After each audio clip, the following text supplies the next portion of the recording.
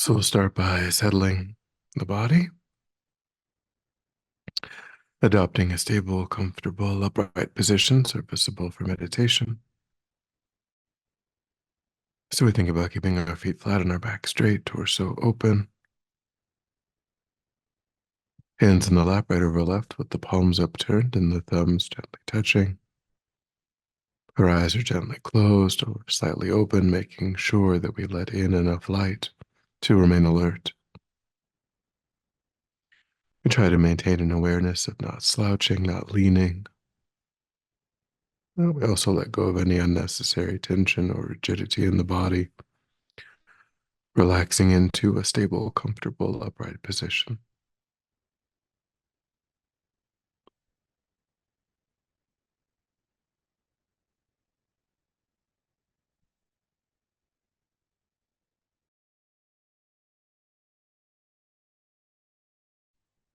Just allowing the body to fall into place.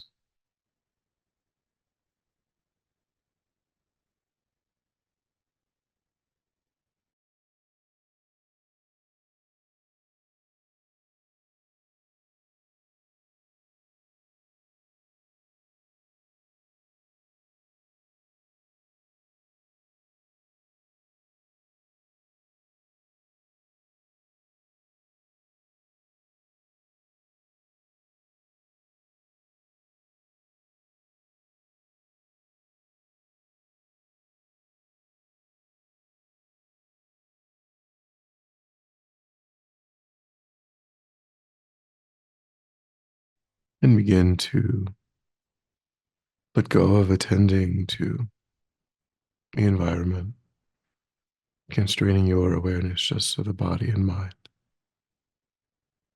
Beginning to concentrate that awareness in the present by attending closely to the physical sensation of the air moving into and back out of the tip of the nostril. Noticing quickly when anything other than that one physical sensation is arising in the mind, and without judgment or frustration, lifting your awareness up from those distractions and placing it gently but firmly again and again on the breath.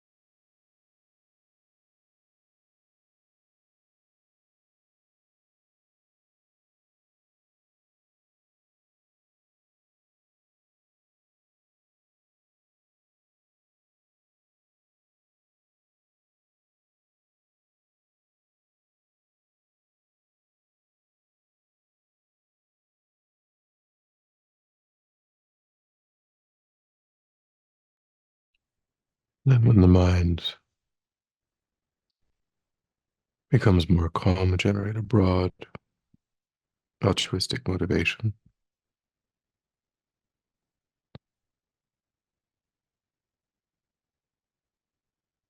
thinking that it's insufficient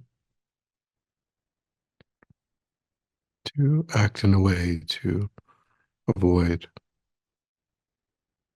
just suffering in this life and even future lives, to act in a way that just maximizes pleasure, enjoyment in this or future lives. Instead, we must become completely free of the cycle of birth and death.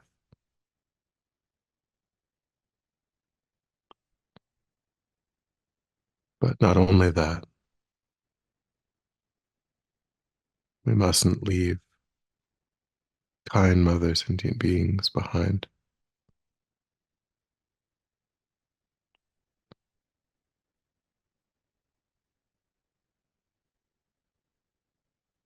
thinking of the kindness our own mother in this life shown to us,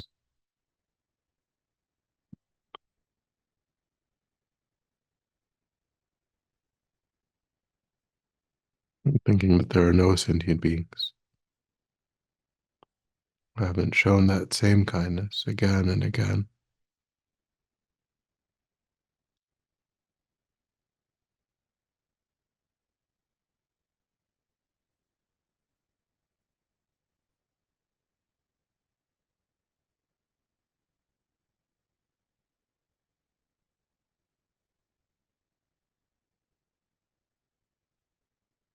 Recognizing that these kind mother sentient beings meet with sufferings and difficulties, despite, just like oneself, deeply wishing to be happy, deeply wishing to be free of that suffering,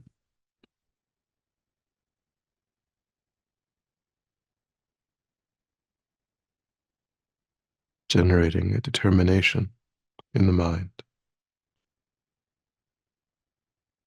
a resolve to free all kind mother sentient beings from suffering and place them in a state of perfect happiness.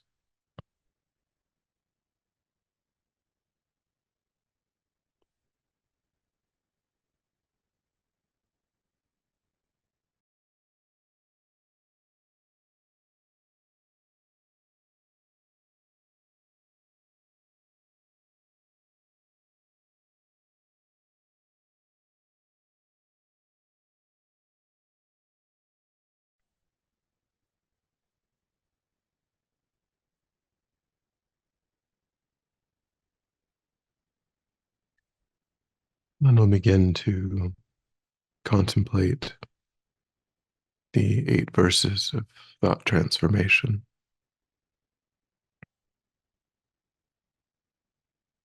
We begin this by visualizing Avalokiteshvara, the Buddha of compassion, primordial source, the energy that we are trying to generate in the mind through these contemplations, about a body lengths away in front of us, life size.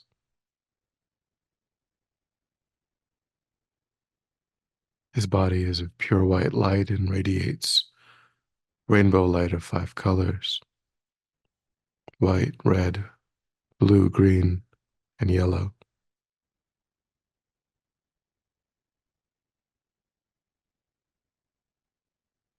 He has 4 arms. The hands of the first 2 are held together at the level of the heart and hold a wish-fulfilling jewel. And the second right hand holds a crystal rosary. And the second left hand a white lotus. He's seated in the full Vajra position on an open lotus and moon disk. He's adorned with exquisite silks and jeweled ornaments. An antelope skin covers his left shoulder and breast. The entire visualization is of radiant light.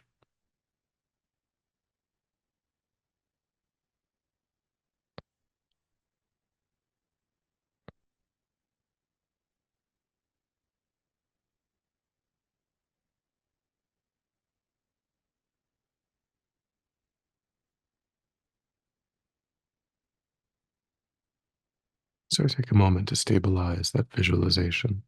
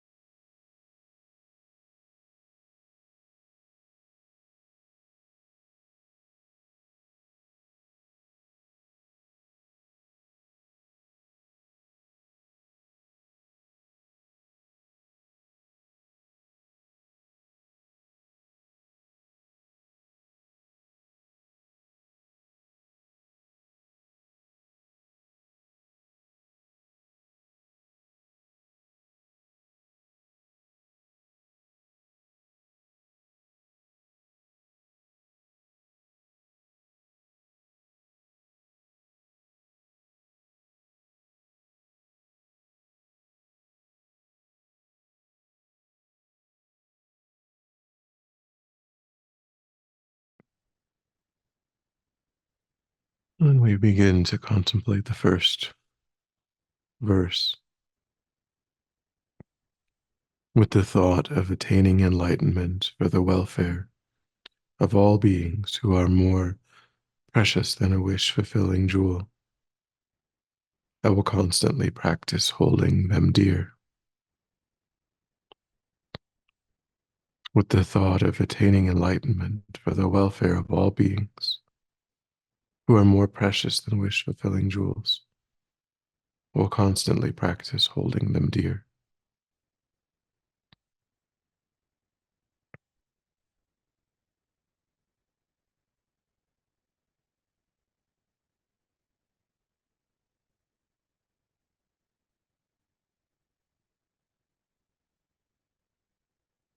Here we think about the preciousness of the field of sentient beings,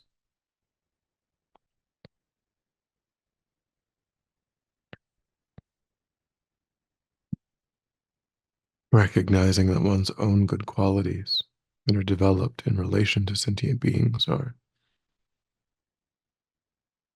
ultimately which lead oneself to enlightenment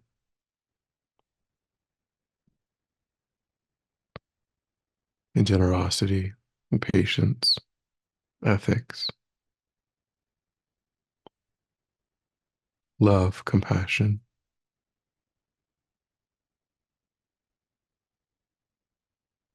are all generated in dependence upon being.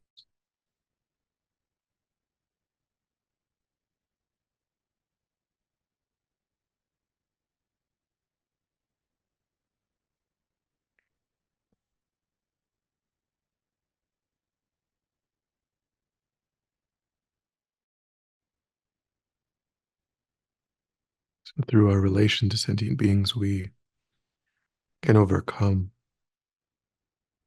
all negativity by practicing virtue.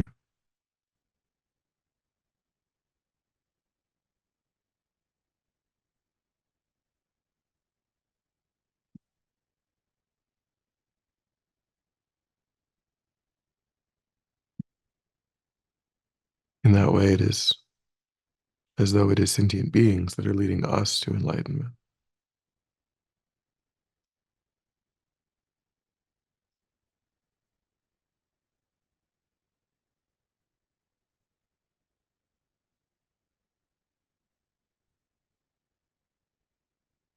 Try to cultivate that attitude of seeing sentient beings as wish fulfilling.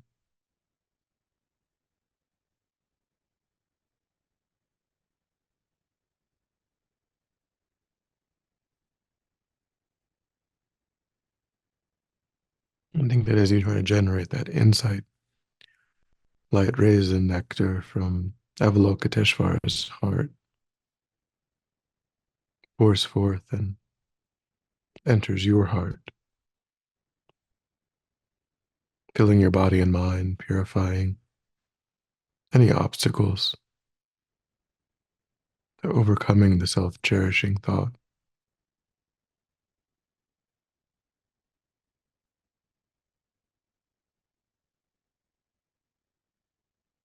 anything standing in the way of cherishing sentient beings is eliminated.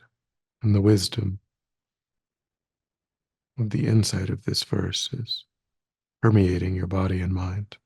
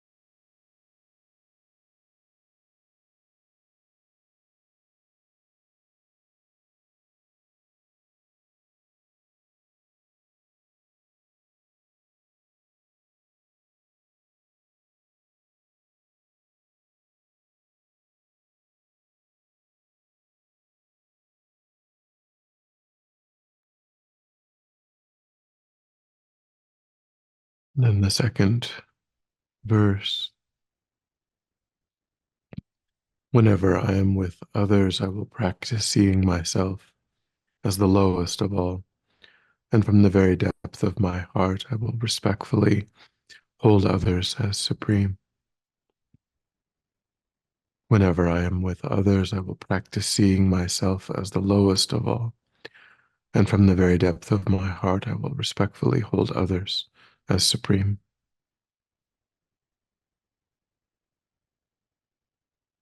So here we try to adopt a training that will counteract pridefulness, arrogance,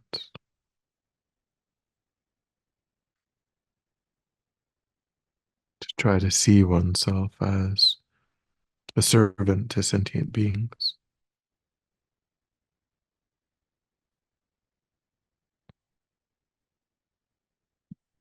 This is not based on a sense of low self esteem. It's an intentional training in reversing our self centered attitude. Instead of thinking, how can I get others to benefit me? I think, how can I be of benefit to others?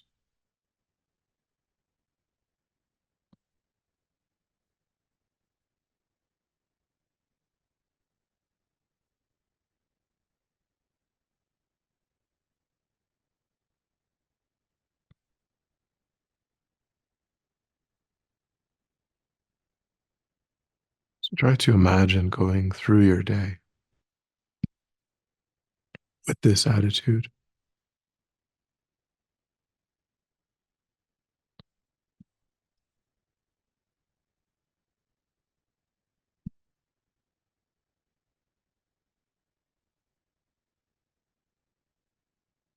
What would it look like to go about your work,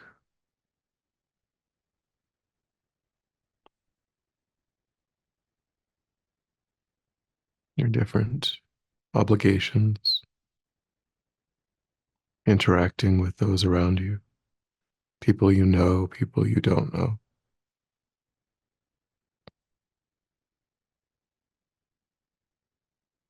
If in each interaction you regarded yourself as a servant to sentient beings,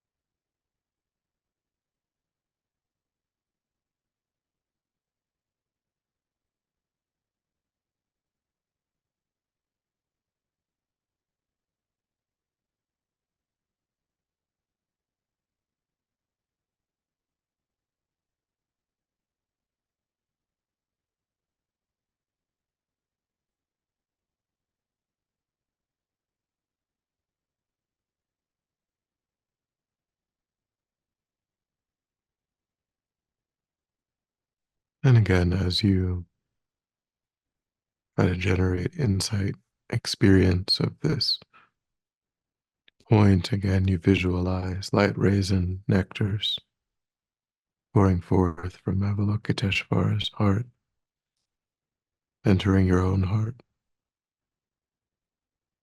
spreading through the body and mind, carrying the wisdom of accomplishing this training and overcoming pride and arrogance,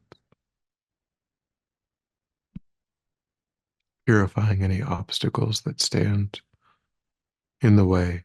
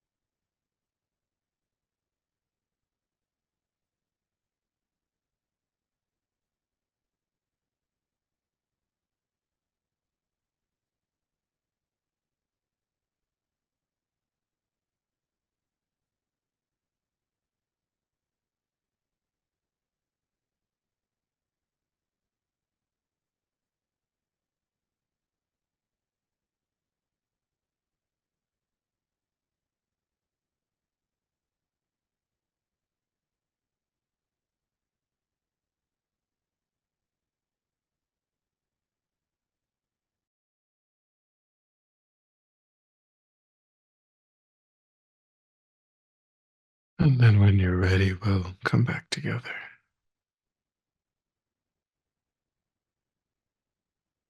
Dedicate.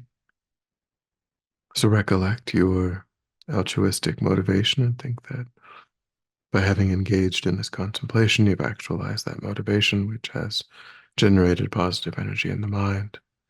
And think that you freely offer the fruit of your practice, that positive energy for the benefit of all sentient beings without exception.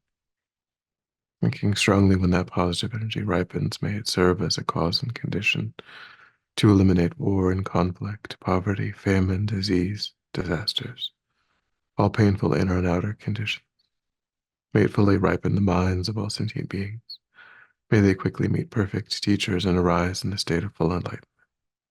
May I too achieve the state of enlightenment in order to work for the benefit of sentient beings perfectly. May any obstacles facing the Guru's long life be completely dispelled. May I and all sentient beings in this moment come under the joyful care and guidance of enlightened beings.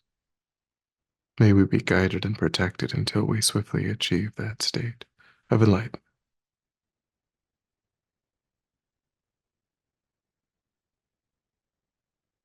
Thank you.